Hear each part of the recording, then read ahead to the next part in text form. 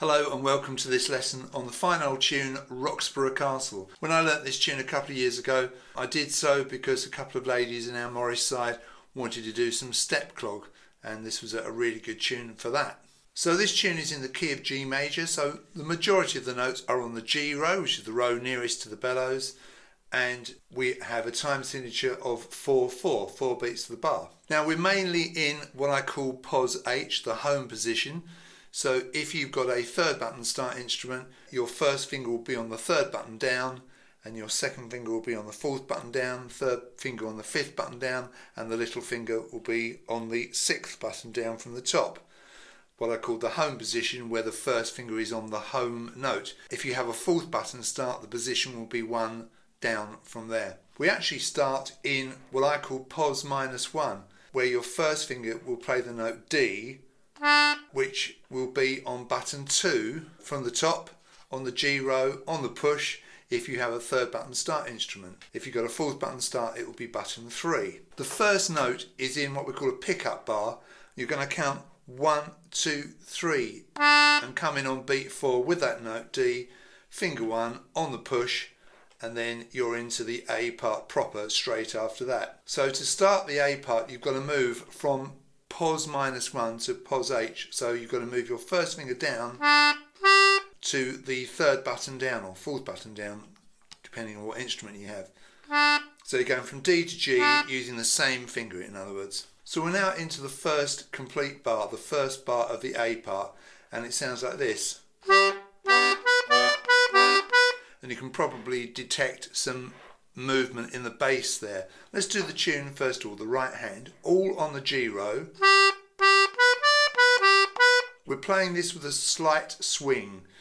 I've written it out on my music here as straight crotchets and quavers because it's just easier to look at that way. But what we're going to do, we're going to give it a bit of a swing. So we're going to count it 1, 2, 3, 4. And you can probably hear that bounce in it. And it's all on the push, that particular bar.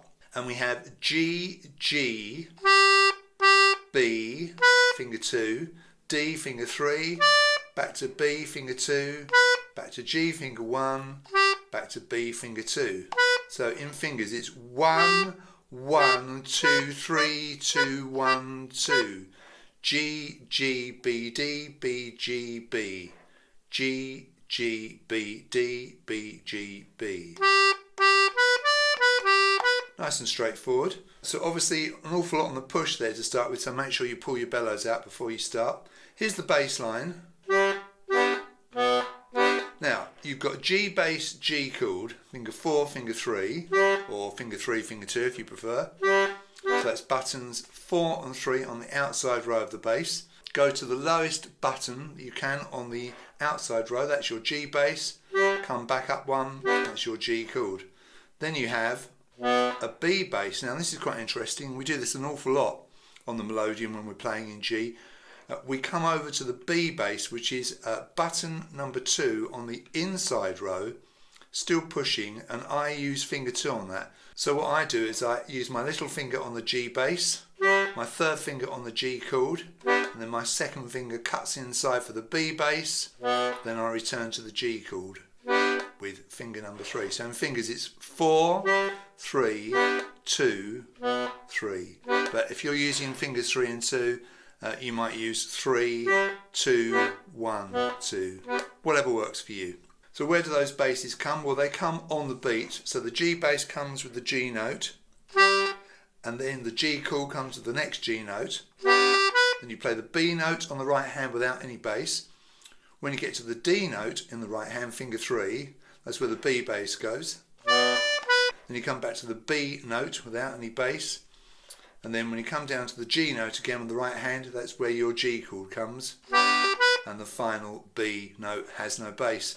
So your bass line, 1, 2, 3, 4. And that's a pretty straightforward bar to start with.